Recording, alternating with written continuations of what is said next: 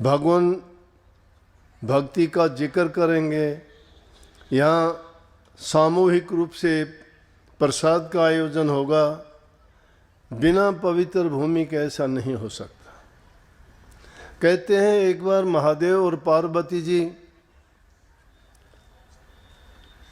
कहीं घूमने के लिए जा रहे थे, तो रास्ते में उन्होंने देखा एक जगह पर महादेव जी ने एक भूमि खंडर सी, जिसमें ऊबड़ खाबड़ कुछ नहीं, और उस भूमि को देख के उन्होंने मत्था झुकाया।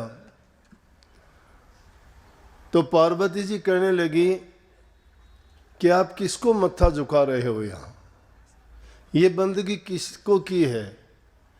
ना यहाँ कोई मंदिर है, ना मस्जिद है, ना गुरुद्वारा है, यहाँ तो खंडर भूमि है। ऐसी क्या चीज़ है? कहने लगे इस भूमि पर आज से 5000 वर्ष पहले महापुरुष हुए थे, और उन्होंने वहाँ कदम रखे थे। जहाँ महापुरुषों के कदम टिकते हैं, भगवान भक्तों का जहाँ आना जाना होता है, वो भूमि पवित्र होती है। इसलिए इस पावन भूमि को मैंने नमन किया है। चलो वहाँ से जब निकले तो कुछ आगे गए, आगे जाके फिर एक जगह पे फिर उन्होंने मत्था झुकाया। बोला कि अब क्या है? वहाँ तो ये था, लेकिन यहाँ भी ऐसी जगह है, यहाँ भी कोई कुछ ऐसी चीज़ नज़र नहीं आती कि जिसको आपने बंदगी की हो। कहने लगे कि यहाँ आगे आने वाले समय में बहुत बड़े बड़े सत्संगों के आयोजन होंगे। ये वो पावन भूमि है जहाँ पर भक्तों के चरण रखे जाएंगे, यहाँ रहने वाले यहाँ बैठ के भक्ति करेंगे। तो जो भूमि या जिस जगह पे संत लोग, भक्त लोग आके प्रभु का गुणगान करते हैं, उनकी भक्ति करते हैं, वो जगह बड़ी पावन और पवित्र होती है। तो यहाँ आने वाले समय में इसी प्रकार के आयोजन होंगे। इसलिए मैंने भी ये सोचा कि देखो कितने दिन से हम आते जाते रहते थे, अनेक प्रयास भी किए, इधर उधर कोई ज़मीन दूसरी देखे आश्रम के लिए, लेकिन घूम घुमा के यही जगह अपने लिए तैयार थी, और जब इसके लिए प्रयास किया तो हमें मिल गई है। बात थी कि देखने में सब कहते थे जी अब बहुत अच्छा हो गया। हाँ, वो कैसे? बोला कि अब तो पूरी ज़मीन होगी, इसमें गाड़ी भी खड़ी हो जाएंगे, आराम से भंडारा भी होगा, कितनी संगत भी आओ। तो ये तो आपने पहले ही एक नंबर पे ही संगत ने ये दिखा दिया कि और बढ़ा के देख लो, हम और ज़्यादा आ जाएंगे। बहुत अच्छी बात है। समाज में बहुत सी कुरीतियां हैं। आज की पीढ़ी कुछ कुरीतियों के कारण, कुछ गलत चीज़ों के सेवन के कारण भटके हुए हैं, और ऐसे वक्त में उनको चाहिए कि अच्छी शिक्षा मिले, प्रभु की भक्ति का गुणगान करके उनको जीवन का कल्याण करने के लिए, सुखी जीवन जीने के लिए और बुराइयों से त्यागने के संदेश अगर दिए जाएं तो मानवता का कल्याण होगा, एक अच्छे समाज का जन्म होगा, जिससे हर प्रकार की सुख, शांति, समृद्धि और खुशहाली होगी। ये मार्ग ऐसा है कि जिस पे चल के न केवल इंसान अपने जीवन को सुखी बनाता है, बल्कि उसके साथ साथ वो अपने इस जन्म मरण रूपी रोग से भी छुटकारा पा लेता है। सभी जानते हैं मनुष्य का जन्म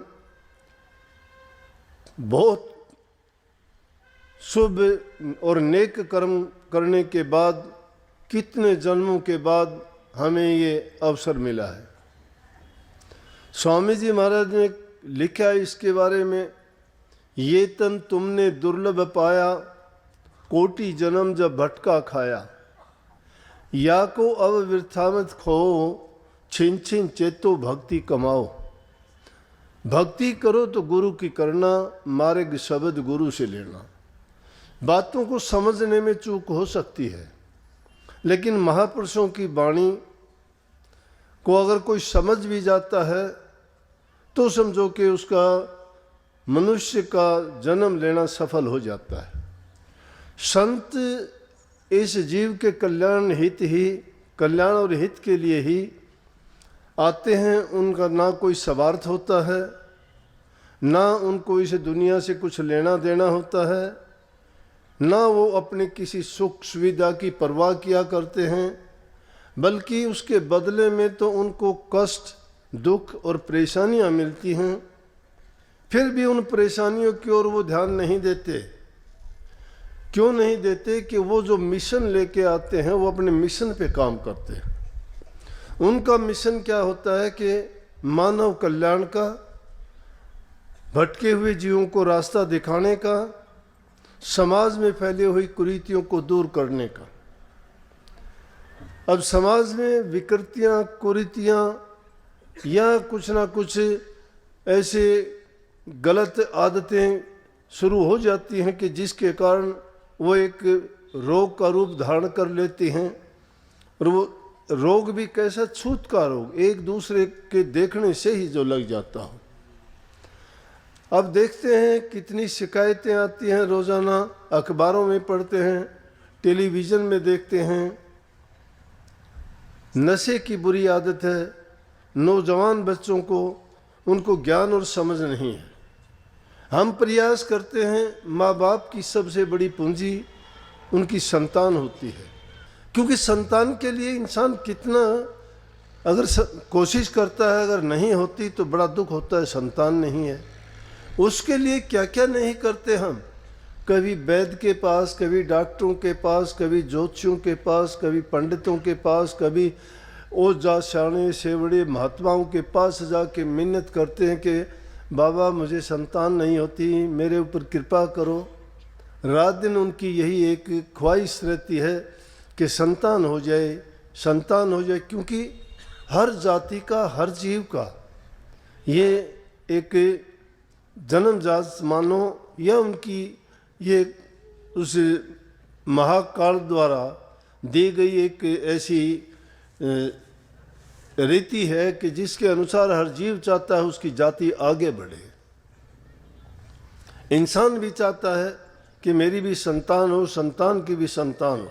संतान से चाहे उसको सुख मिले या दुख मिले वो अलग बात है, लेकिन वो उन योनियों की बात है जिन योनियों में वो भोग योनियां हैं। इंसान की योनि भोग योनि नहीं है।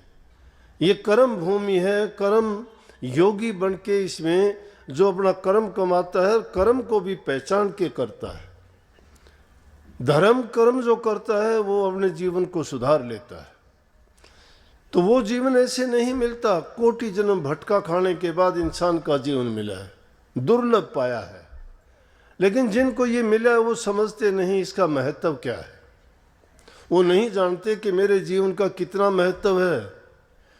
उनको पता जब लगता है कि जब उनका कोई अंग भंग हो जाता है, किसी को पैरालिसिस हो जाता है, उसको पता लगता है कि शरीर का क्या कीमत, क्या कदर है। जिनको आंखों से दिखाई ना दे, अंधे हो जाते हैं, उनको पता लगता है आंखों की क्या कीमत है। जिनकी जबान बंद हो जाती है, जिनको सुनाई नहीं देता है, उन लोगों से पूछ के देखिए, वो जानते हैं कि इसकी कीमत कितनी है। लेकिन जिनको ये सुलभ है, आसानी से जिसको मिला है, वो समझते ही नहीं है। वो ना समझी के कारण उसको बर्बादी की तरफ लेके जाते हैं। नर नारायणी शरीर कहा गया है। नारायण के बाद में दूसरा दर्जा इंसान का है। तो इसलिए इंसान को चाहिए कि जिस संतान को पैदा करते हो, पैदा करने के बाद तुम्हारा फर्ज अभी बहुत बाकी कुछ होता है। और सब फर्जों में सबसे बड़ी बात है कि उनको अच्छी शिक्षा देना, अच्छे संस्कार देना, उनको सही रास्ता दिखाना। अगर वो रास्ते से भटक जाते हैं तो तुम्हारा सब कुछ किया नष्ट हो जाता है। और जो तुम सुख की आशा करते हो वो सुख तुम्हारा दुख में बदल जाता है। इसलिए उनको धन की ज़रूरत नहीं है, उनको कोठियों की ज़रूरत नहीं है, उनको तुम्हारे और जो साधन तुम इकट्ठे करके उनको देते हो, चाहे वो किसी भी तरह से आप उनको कमाते हो, इकट्ठा करते हो, चोरी से, छल से, बेईमानी से, हेरा फेरी से, रिश्वतखोरी से, किस लिए करते हो? कि उनकी संतान सुख पाए। लेकिन मैं कहता हूँ ये चीज़ें देने के बजाय उनको कुछ भी ना दो, उनको अच्छी शिक्षा दीजिए, आप अच्छे संस्कार दीजिए। हमारे शास्त्रों में लिखा है, पूत सपूत धन क्यों संची, पूत कपूत धन क्यों संची। पूत सपूत है तो धन संचय करने की जरूरत नहीं है। सपूत होगा वो अपने आप कमा के अपना लालन पालन खुद कर लेगा। लेकिन कपूत अगर होगा तो आपने देखा होगा आजकल तो बहुत कुछ ऐसा दिखाई देता है, आपको बहुत ऐसे उदाहरण मिल जाएंगे जगह जगह कि पूत कपूत अगर हो जाता है तो उसको कितना भी दे दो सब कुछ आग लगा देगा। ना घर रहेगा, ना ज़मीन रहेगी, ना जायदाद रहेगी, ना पैसा रहेगा। हमने ऐसे ऐसे लोगों को देखा कि जो बड़े बड़े भूभाग के मालिक थे, जिनके नौकर काम करते थे, और वो लोग आखिरी वक्त में भीख मांग के उन्होंने अपना जीवन बर्बाद किया, किस एक नशे की लत के कारण, एक बुरी आदत के कारण। और जब आदत इंसान को पड़ जाती है छूटनी बड़ी मुश्किल हो जाती है। उन बुरी आदतों में पड़ने के बाद में इंसान को उसको ऐसी ज़रूरत हो जाती है जिस प्रकार से नशा करने वाले आदमी को नशे की ज़रूरत होती है, बिना उसके वो जी नहीं सकता। विषय विकारों का भी नशा इंसान को ऐसे ही लग जाता है, अकेला एक नशा नहीं है। नशा इंसान को बल का हो सकता है, ऊंची जाति का हो सकता है, धन का हो सकता है, रूप हुसन का हो सकता है। इन सब चीज़ों का ये एक नशा ही होता है इंसान को, जिसको हम अभिमान कह सकते हैं, अहंकार कह सकते हैं। और उस नशे में वो क्या क्या गलतियां नहीं कर बैठता, क्योंकि वो सोचता है मेरे पास हर प्रकार की चीज़ें हैं। इसलिए संतों का सत्संग उन जीवों के लिए ज़रूरी है ताकि उनको रास्ता दिखाए। संत अगर गुस्सा करते हैं किसी पर, उनका गुस्सा करने का क्या मतलब? तुमने कुछ ले नहीं रखा उनसे, क्यों उनका गुस्सा आप बर्दाश्त करते हो? क्योंकि उनका गुस्सा इसी प्रकार से है जिस प्रकार से किसी पेड़ में गलत शाखाएं अगर निकल आती हैं तो वो माली उन गलत शाखाओं को काट देता है। उसको पता है कि ये पौधे को नुकसान करेंगे और इनकी ज़रूरत नहीं है। इसी प्रकार से गुरु भी जब शिष्य में किसी प्रकार की ऐसी बुरी आदतें में पनपती हुई देखता है तो उनके ऊपर क्रोध करता है। वो क्रोध जो गुरु का शिष्य के प्रति होता है वो कभी भी घातक नहीं होता, वो दातक होता है।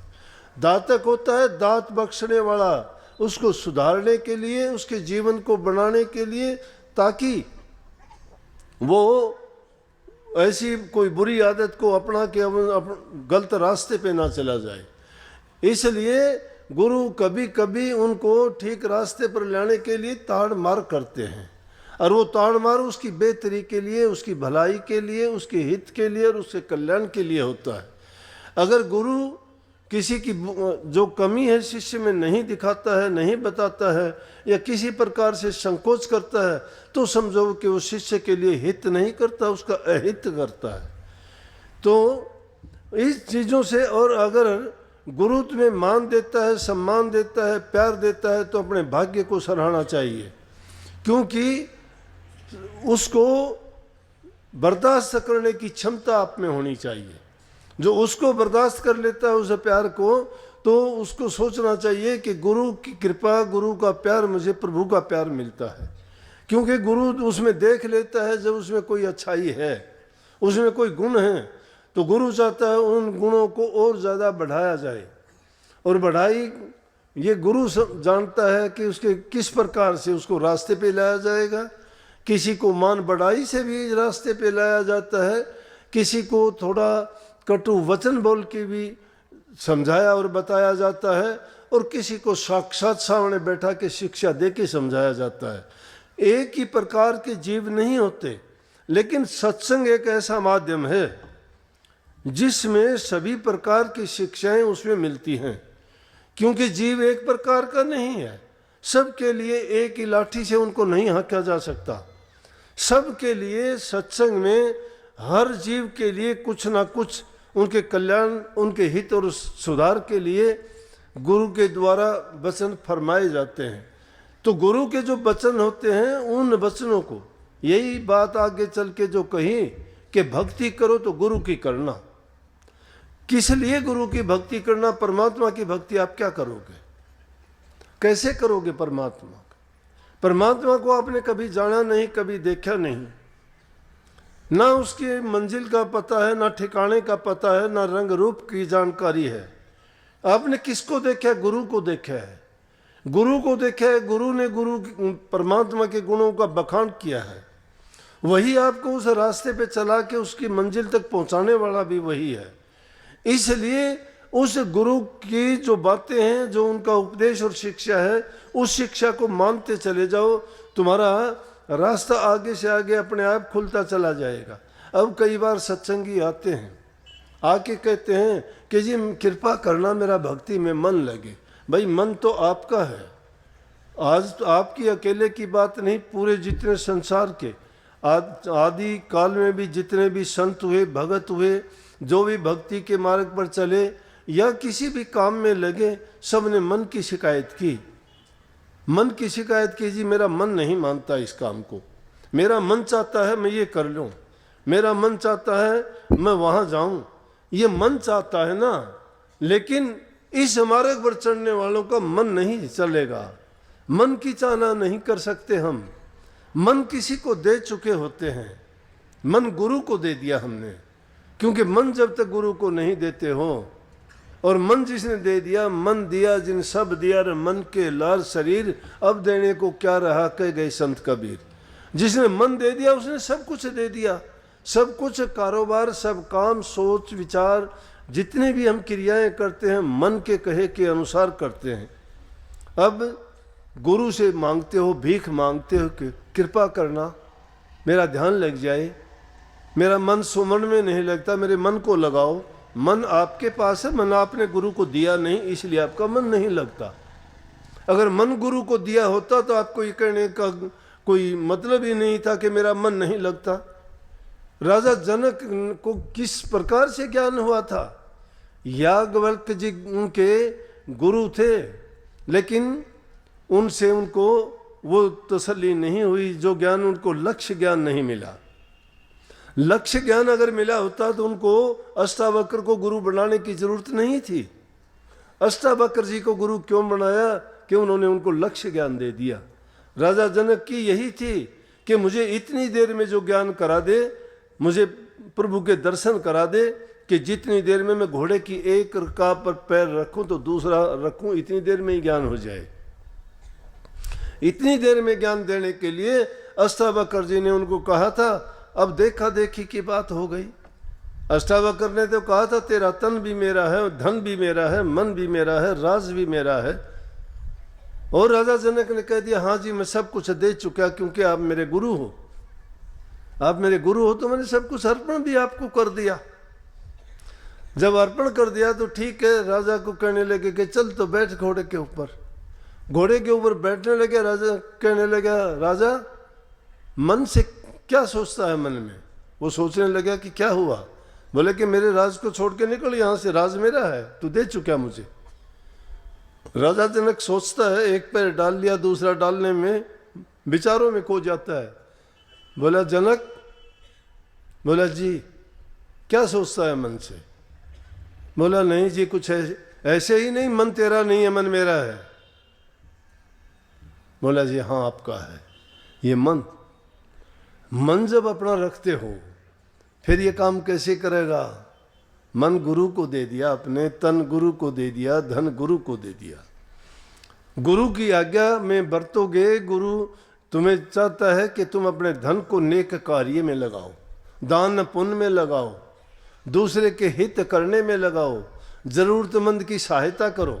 वो दुआ मिलेगी तुम्हें उनकी ओर से, जो मन से निकली हुई अच्छी दुआ तुम्हारे लिए काम करेगी। वो तुम्हारा धन तुम्हें फल देगा उसका जरूर, क्योंकि इंसान जो भी कर्म करता है उसको उसका फल अवश्य मिलता है। कर्म करने के बाद ये मत सोचना कि कर्म तुम्हारा खत्म हो गया, कर्म कभी खत्म नहीं होता। यही सृष्टि का नियम है, कर्म कर दिया उसी टाइम उसका कर्म फल भी हो गया है, और वो कर्म फल बन गया तो कर्म फल भोगना भी पड़ता है। लेकिन उसकी और कोई दवा नहीं है, एक ही दवा है उसकी। रोगी को अगर रोग हो जाता है तो रोग ठीक करने के लिए दवाई दी जाती है, घाव हो जाता है दवाई लगाते हैं, पट्टी करते, ठीक हो जाता है। लेकिन ये जो कर्म का फल बन जाता है, उस कर्म फल को हम किस प्रकार से दूर कर सकते हैं, उसका इलाज एक ही है, नाम भक्ति, गुरु भक्ति के द्वारा। नाम सब रोगों की दवा है। हमारे रोजाना की ये शिकायत खत्म नहीं होती, मेरे सिर में दर्द, मेरे पेट में दर्द, मुझे सर्वाइकल हो गया, मुझे ब्लड प्रेशर हो गया, मुझे शुगर हो गया, अनाप शनाप बातें सुबह से शाम तक के लिए सोचते रहते हो। कभी 2 मिनट प्रभु का नाम लेने के लिए समय होता है क्या? कभी अपने मन में सोचते हो, देखा देखी नाम आपने भी सबने लिया है, लेकिन ईमानदारी से मुझे ना बताओ कहने की जरूरत नहीं, अपने मन में सोच के देखिए कि आप कितनी ईमानदारी से कभी नाम का सुमरण भी करते हो क्या? नाम का सुमरण भी जो जीव करता होगा, उसके आचार नहीं, उसके विचार नहीं, उसका जीवन ही बदल जाएगा, उसका जीवन बदल जाएगा। क्योंकि हर चीज में अपना गुण है। उस प्रभु के नाम का ये गुण है कि जो उस नाम की भक्ति करता चला गया, उसके काम, क्रोध, लोभ, मोह, अहंकार सब खत्म होते चले गए, अपने आप खत्म होते चले जाएंगे। अरे जिस प्रकार के साबुन के लगाने से कपड़े का, शरीर का मैल मिट्टी दाग लगे हुए साफ